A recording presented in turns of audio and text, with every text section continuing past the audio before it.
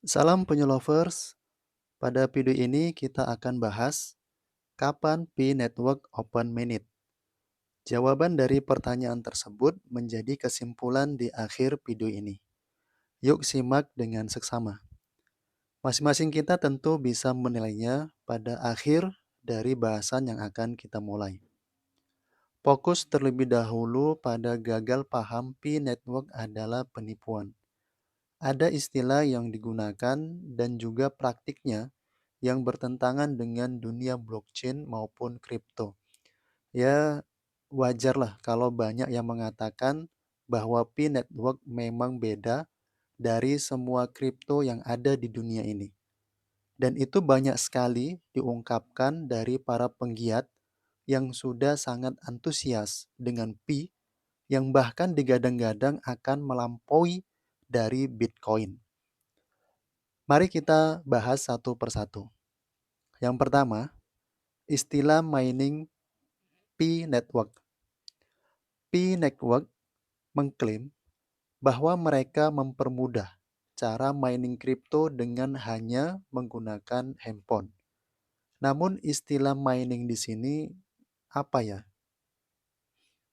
Sebab aplikasi yang digunakan untuk mendapatkan Pi sebenarnya itu hanyalah angka virtual saja dan bukan berasal dari koin yang berada di mainnetnya. Artinya, Pi di aplikasi adalah fake coin. Ini harus dipahami oleh setiap pengguna supaya tidak gagal paham ya. Jadi yang didapat di aplikasi itu hanyalah Pi fiktif. Setelah lulus KYC, maka baru bisa ditransfer ke wallet mainnet Pi. Seharusnya penggunaan kata mining kurang tepat sebab koin yang ditambang bukan Pi yang berada di mainnet. Ya mungkin tepatnya bisa digunakan istilah airdrop Pi saja ya, karena memang banyak juga aplikasi-aplikasi airdrop seperti Pi Network. Kemudian kita masuk bahasan yang kedua, KYC yang buruk. Berkenaan dengan KYC yang ada di Pi Network, ada user yang bahkan sampai tahunan belum juga lulus KYC-nya. Padahal info-infonya Pi Network teknologi yang hebat, kenapa kok KYC saja sangat lambat ya? Ini ada apa sebenarnya? Dan sebenarnya blockchain tidak memerlukan data-data pribadi untuk menjalankannya secara publik atau menerima airdrop. Bahkan juga diisyaratkan bahwa KYC Pi Network ini menjadi ukuran untuk dilakukannya Open Minute Pi. Jadi jika KYC yang ditentukan tidak mencapai target, maka Open Minute belum bisa dibuka. Padahal meluluskan KYC itu seharusnya mudah dan jangan dibuat sistem yang untuk KYC saja jadi ribet. Jadi alasan-alasan seolah-olah kesalahan ada pada user-user dalam mengirimkan data KYC-nya seperti melempar batu sembunyi tangan. Siapa yang punya project, siapa pula yang harus bertanggung jawab. Belum lagi bahas untuk apa KYC ini dan apa hubungannya dengan blockchain. Dalam hal ini, penyu lovers bisa menilainya sendiri. KYC pada Pi ini sangat buruk sekali yang jika dibandingkan dengan airdrop lain, hanya dalam hitungan menit bahkan detik saja sudah lulus KYC-nya. Kemudian yang ketiga, DeFi atau Decentralized Finance atau DAF atau Decentralized Application di Pi Network. Kami iseng-iseng cari sebuah website mall atau market online Shopee. Ternyata tidak ada satupun yang decentralized application. Itu web jualan online sentral di mana berlaku Pi sebagai alat bayar yang sistemnya juga manual, harus melakukan konfirmasi ke seller atas pengiriman Pi yang telah dilakukan oleh buyer atau pembeli. Jelas ini jauh sekali penerapannya yang sebagian orang banyak mengatakan project dahsyat, dApps atau Decentralized Application dari Pi Network. Namun kenyataannya belum mendukung DeFi sama sekali. Tanggapi jika kami salah, mungkin project DeFi atau Decentralized Finance P sedang dibangun, namun kami belum mengetahuinya. Kita menuju ke bahasan yang keempat, istilah Open Minute.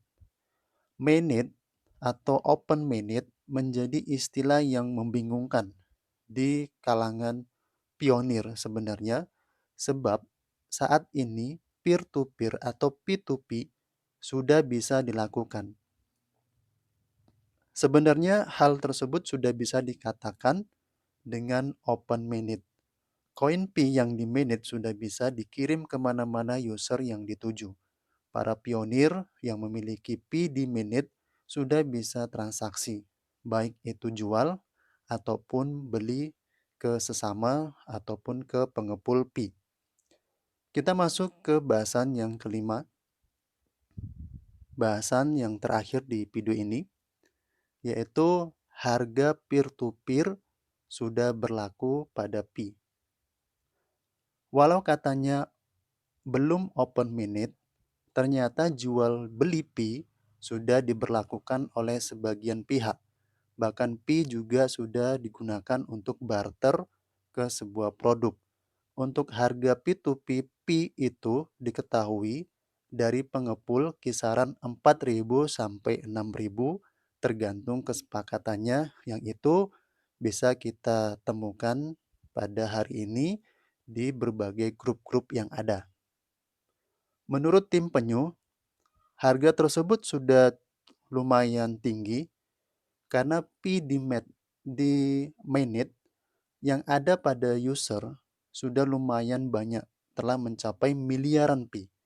Secara umum, harga P2P akan menjadi acuan saat jual beli dalam skala yang lebih besar.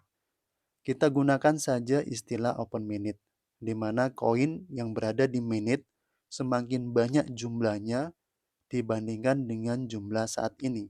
Secara perhitungan, seharusnya harga P akan semakin jatuh ke bawah bila dibandingkan dari harga P2P saat ini, jika skala transaksi jualnya semakin meningkat. Inikah yang ditakutkan jika open minute berlaku?